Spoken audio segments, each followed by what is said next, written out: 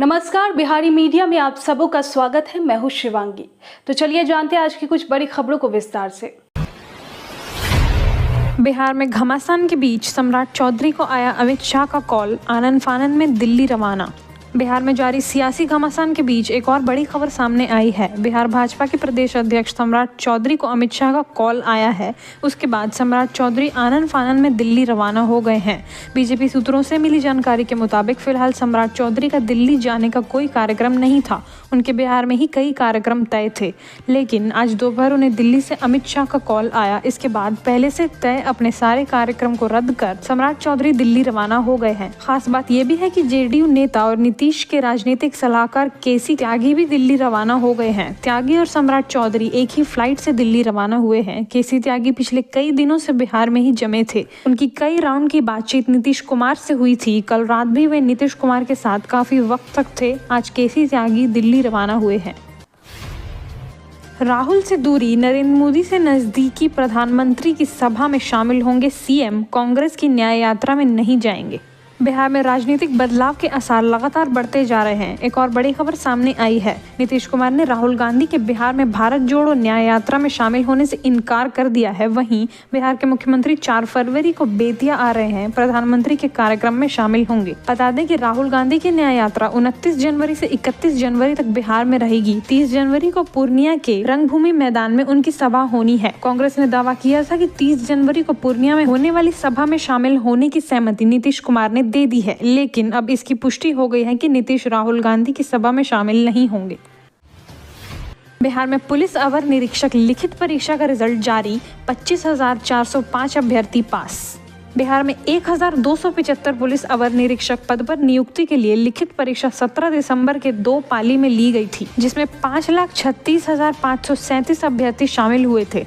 17 दिसंबर को 2 पाली में परीक्षा ली गई थी। आज लिखित परीक्षा का रिजल्ट घोषित कर दिया गया। लिखित परीक्षा में 25,405 अभ्यर्थियों को सफलता हासिल की है। ठंड से बच्चों की मौत मामले में के पाठक सहित 3 के खिलाफ परिवाद दर्ज, 3 फरवरी को सुनवाई।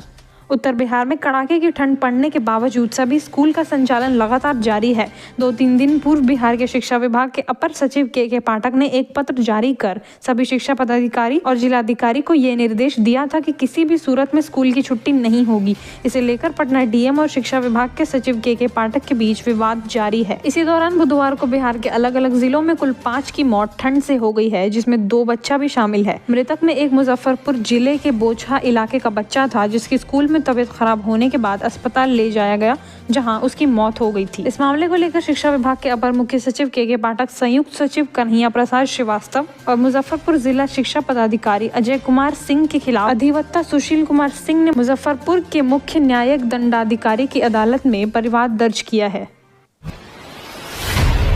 वेंटिलेटर पर बिहार सरकार, कभी भी टूट सकता है गठबंधन। कैबिनेट की बैठक में भारी तनाव, नीतीश फैसले के मूड में।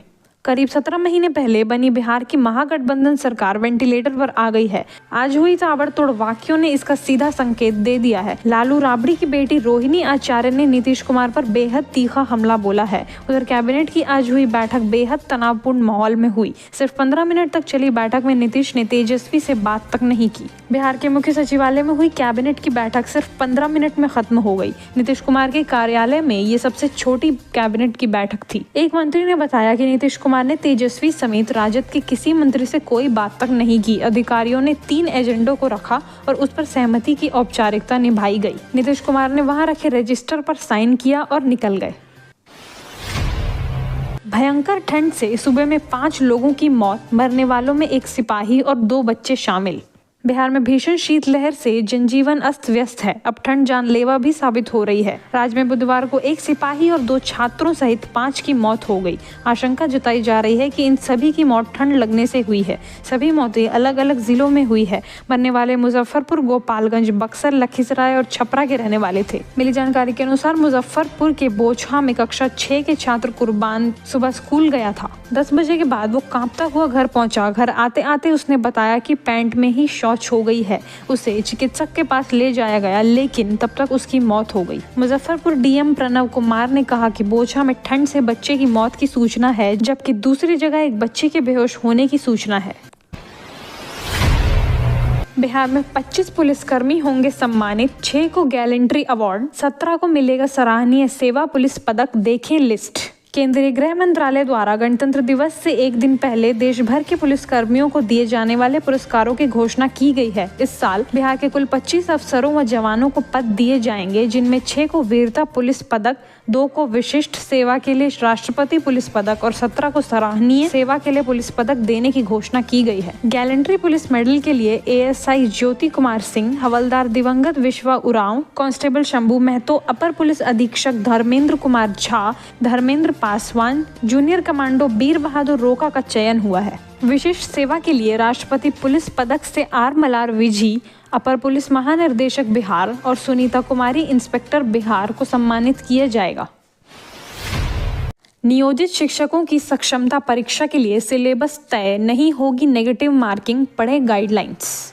बिहार के 3.5 लाख से ज्यादा नियोजित शिक्षकों को राज्य कर्मचारी का दर्जा देने के लिए सक्षमता परीक्षा 26 फरवरी से 13 मार्च तक ऑनलाइन आयोजित की जाएगी। इस परीक्षा में राज्य के प्राथमिक, मध्य माध्यमिक, उच्च माध्यमिक कक्षाओं के लिए निर्धारित पाठ्यक्रम अनुसार पढ़ाए जाने वाले सभी विषय रहेंगे। इस सक्षमता परीक्षा में नेगेटिव मार्किंग नहीं होगी। 150 प्रश्न पूछे जाएंगे, प्रत्येक प्रश्न 1 अंक का होगा। खास बात यह होगी कि सक्षमता परीक्षा के प्रश्न बहुविकल्पीय होंगे। शिक्षा विभाग ने इस संदर्भ में दिशा निर्देश जारी कर दिया है। अधिसूचित गाइडलाइन के मुताबिक बिहार विद्यालय विशिष्ट शिक्षक नियमावली 2023 के नियम 4 के परिप्रेक्ष्य में स्थानीय निकाय शिक्षकों की सक्षमता परीक्षा आयोजित की जानी है। अगर नियोजित शिक्षक ये परीक्षा पास कर लेते हैं तो वो राज्यकर्मी के समान विशिष्ट शिक्षक बन जाएंगे। बिहार में बाल विवाह रोकने के लिए लड़के लड़कियों को किया गया सम्मानित, महिलाओं के पोषण के लिए शुरू होगा कैंपेन। महिला एवं बाल विकास निगम की ओर से राष्ट्रीय बालिका दिवस के अवसर पर बिहार में बालिकाओं की समाज में सशक्त पृष्ठभूमि बनाने की दिशा में राज्य स्तरीय कार्यक्रम का आयोजन किया गया। इस कार्यक्रम का उद्देश्य से एक बच्चे के जन्म से लेकर करियर के चयन में आने वाली बाधाओं को दूर करना और उनके अधिकारों के प्रति जागरूक करना है। वहां आए अतिथियों ने हरी झंडी दिखाकर पटना जिला के लिए प्रचार वैन को रवाना किया गया। वहीं अलग अलग जिलों से आए 11 लड़के और लड़कियों को बाल विवाह को रोकने के लिए सम्मानित किया गया। साथ ही 67वीं सिविल सेवा प्रोत्साहन राशि से लाभान्वित 207 में से अंतिम रूप से चयनित 28 महिला अभ्यर्थियों को सम्मानित किया गया। इस अवसर पर निगम की प्रबंध निर्देशक वंदना प्रेयसी ने कहा कि कामकाजी महिलाओं के लिए महिला एवं बाल विकास निगम प्रत्येक जिले में पालना घर की स्थापना कर रही है ताकि महिलाएं अपना काम कर सकें। बालिकाओं के कौशल विकास पर जोर देते हुए कहा कि महिलाओं को आर्थिक रूप से सशक्त करने के लिए हम इस साल 1,75,000 महिलाओं को स्किल ट्रेनिंग प्रोग्राम जैसे नर्सिंग, वित्तीय साक्षरता, ब्यूटी वेलनेस, मोटर चालक, मोबाइल रिपेयरिंग और इलेक्ट्रीशियन का प्रशिक्षण देने के साथ उनका प्लेसमेंट किया जाएगा। बिहार में इतने लाख युवा पहली बार डालेंगे वोट, मतदाताओं की संख्या 7.50 करोड़ के पार, वोटर लिस्ट जारी। लोकसभा चुनाव 2024 की उल्टी गिनती शुरू हो गई है। राजनीतिक दलों के साथ साथ चुनाव आयोग में भी इसे लेकर तैयारी शुरू कर दी है। बिहार के मुख्य निर्वाचन पदाधिकारी कार्यालय द्वारा सोमवार को अंतिम मतदाता सूची का प्रकाशन कर दिया गया, जिसके अनुसार राज्य के कुल 243 विधानसभा क्षेत्रों में मतदाताओं की कुल संख्या 7,64,33,329 है। पिछले साल की तुलना में इस सूची में मतदाताओं की संख्या 12,09,347 बढ़ गई है। इस बार मतदाताओं की लिंगानुपात भी बढ़ा है। पिछले साल जहां प्रति 1000 पुरुष मतदाताओं पर 907 महिला मतदाता थी, वहीं अब यहां आंकड़ा 909 महिला मतदाताओं का हो गया है। 18 से 19 वर्ष के 7,79,360 युवा मतदाता को सूची में जोड़ा गया है, जो पहली बार लोकसभा में वोट कर अपने देश की तकदीर को लिखेंगे। इसके अलावा 20 से 29 वर्ष के 14,60,841 मतदाता का नाम भी इस लिस्ट में जुड़ा है। कई मतदाताओं का नाम लिस्ट से हटाया भी गया है। पीएम नरेंद्र मोदी 4 फरवरी को आ सकते हैं बिहार, 30 को होनी है कटिहार में जेपी नड्डा की सभा। लोकसभा चुनाव 2024 को देखते हुए अगले सप्ताह से बिहार में भाजपा के बड़े नेताओं का ताबड़तोड़ दौरा शुरू होगा। इसकी शुरुआत 30 जनवरी को कटिहार में राष्ट्रीय अध्यक्ष जेपी नड्डा की जनसभा से होगी। इसके बाद 4 फरवरी को बेतिया के सुगौली में प्रधानमंत्री नरेंद्र मोदी का बहुप्रतीक्षित दौरा प्रस्तावित है। प्रधानमंत्री के इस दौरे को लेकर पहले 13 जनवरी और फिर 27 जनवरी की तिथि तय की गई थी, लेकिन अपरिहार्य कारणों से उसे स्थगित कर दिया गया था। प्रधानमंत्री अपने दौरे के दौरान बिहार के लिए बड़ी सौगात दे सकते हैं। इस दौरान अरबों रुपए की योजनाओं का उद्घाटन कार्यक्रम व शिलान्यास प्रस्तावित है। इन दोनों जिलों में आने वाले लोकसभा के अलावा आसपास के क्षेत्रों में भी पार्टी नेता व कार्यकर्ता शामिल होंगे। पार्टी नेताओं के अनुसार 25 जनवरी से लेकर चुनाव अधिसूचना जारी होने से पहले पार्टी 10 बड़ी रैली करने जा रही है। इन रैलियों में प्रधानमंत्री और भाजपा राष्ट्रीय अध्यक्ष के अलावा गृह मंत्री अमित शाह और रक्षा मंत्री राजनाथ सिंह जैसे वरिष्ठ नेता शामिल होंगे। जीविका दीदियों को मिलेगा स्वरोजगार के लिए पैसा। जीविकोपार्जन योजना से शहरी निर्धन महिलाओं को मिलेगा रोजगार। बेसहारा और गरीबों के लिए संचालित जीविकोपार्जन योजना से 10,657 गरीब महिला लाभान्वित हो रही हैं। इस योजना से बेहद गरीब परिवार को आर्थिक मदद दी जा रही है। वहीं सतत जीविकोपार्जन योजना का पहली बार 2023-24 में शहरी क्षेत्र के गरीब महिलाओं को भी इसका लाभ मिलेगा। इसके लिए शहरी क्षेत्र के सभी वार्डों में सर्वे कराया गया है। सभी वार्डों से कम 2 से 3 निर्धन महिलाओं को रोजगार करने के लिए 3 किस्तों में अलग अलग छोटे छोटे रोजगार के लिए राशि के स्थान पर सामान खरीद कर दिए जाएंगे। विदित हो कि वार्डों में ऐसी महिलाएं जिनका आय 5,000 के करीब है, कोई अन्य आमदनी का जरिया नहीं है, वैसी महिलाएं जो महादलित, SC ST के अलावा निर्धन महिला है जो पूर्वी में ताड़ी बेचती हैं, उन्हें भी इस योजना का लाभ मिलेगा। जीविका कर्मचारी और अधिकारी के सत्यापन के बाद सामान की राशि ग्राम संगठन के पास भेज दी जाएगी, जिसके बाद क्रम समिति का गठन पर रोजगार को लगने वाले संसाधन उपलब्ध कराए जाएंगे। BPSC शिक्षकों की अब ऐप से होगी निगरानी। ट्रेनिंग के अनुसार पढ़ा रहे हैं या नहीं, रखी जाएगी नजर। बिहार शिक्षा विभाग के अपर मुख्य सचिव के पाठक लगातार स्कूलों की व्यवस्था, शिक्षा में सुधार, शिक्षकों की सुविधाओं और अन्य संसाधनों को देखकर इसके समाधान की दिशा में ठोस कदम उठा रहे हैं।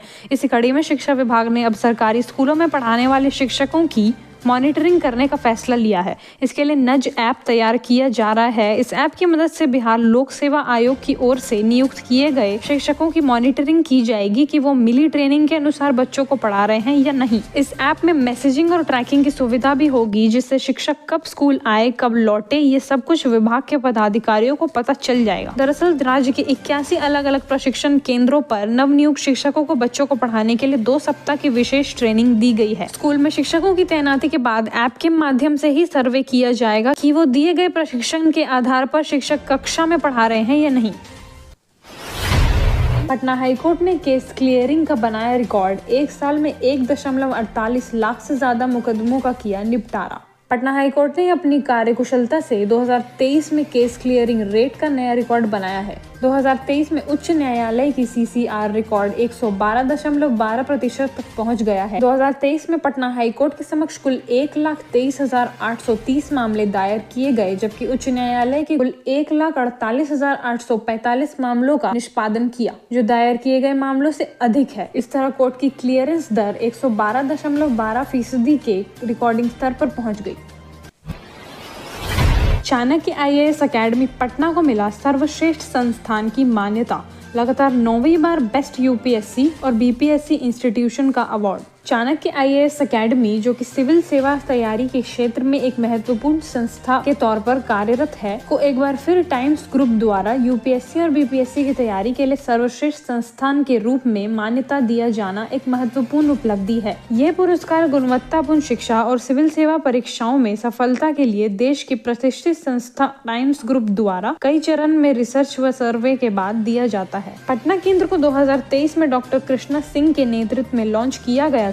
पटना में नींव रखने के ठीक बाद चाणक्य IAS अकेडमी ने राज्य भर में सेमिनार आयोजित करना शुरू कर दिया और पिछले कुछ वर्षों में बिहार के परिणाम में काफी सुधार हुआ है।